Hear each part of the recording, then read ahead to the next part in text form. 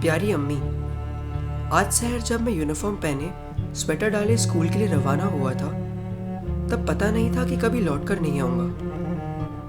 पता होता तो टिफिन में फिर रोटी क्यों दे रही हो इस बात पर खफा ना होता। पीछे मुड़कर तुम्हें एक बार और देख लेता, एक आखिरी बार कसकर गले लगा लेता। कुछ बातें भी कहनी थी पर वक्त नहीं मिला। अब्दुल से कहना बस में वो आगे वाली विंडो सीट पे बैठने के लिए, उसे झगड़ने कल से मैं नहीं आऊँगा। उस सीट पर अब उसका हक है, अगर उसकी जान बख्श दी गई हो तो। फातिमा मैडम से कहना कि उनकी फटकार का आखिरकार मुझ पर असर हुआ था। मैं आज उनका होमवर्क करके गया था। अगर गोलियों ने उन्हें अपनी चपेट में न लिया हो तो एक बार मेरी कॉपी चेक करके उसमें वेरी गुड लिख दे। स्कूल की ग्राउंड के कोने में एक सिक्का दबा रखा है मैंने, एक दिन वही खेलते मिला था।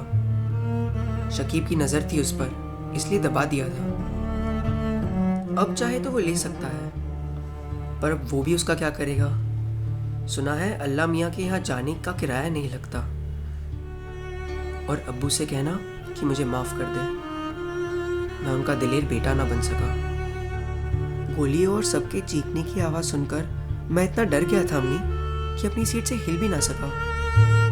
अगर डेस्क के नीचे छिप गया होता तो शायद महफूज बच जाता, ना भी बचता तो कम से कम अपनी आंखों से अपने दोस्तों को गोलियां खाकर जमीन पे गिरते चीखते चिल्लाते तो न देखता। एक चीख मेरे मुंह से भी निकली थी जब पेट में आकर कुछ चुभा था। ऐसा लगा था जैसे किसी ने एक साथ 100 चिमटियां काट दी हो। इतना दर्द पहले कभी नहीं हुआ था अम्मी। उस दिन जब खेलते हुए गिर गया था तब भी नहीं। शैतानी करने पे जब अब्बू ने मारा था हाथ पर तब भी नहीं। वही याद आज खून से सने थे।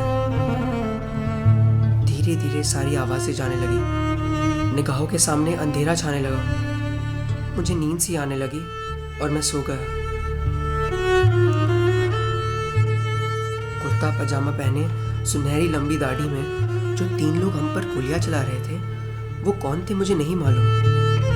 वो हमें क्यों कत्ल करना चाहते थे ये भी नहीं मालूम। आपको शायद इल्म होगा, बड़ों को हर बात का इल्म होता है। क्या हमसे कोई खता हो गई थी या किसी और की सजा मिली है हमें? अगर गलती किसी और की थी तो दुखी होकर जी भर के रो लेना हमने और अल्लाह से इस नाइंसाफी का सबब पूछना। पर अगर गलती हमारी थी तो जब सफेद चादर में लिपटा मैं घर वापस आऊं तो एक भी आंसू न बहाना, एक भी नहीं।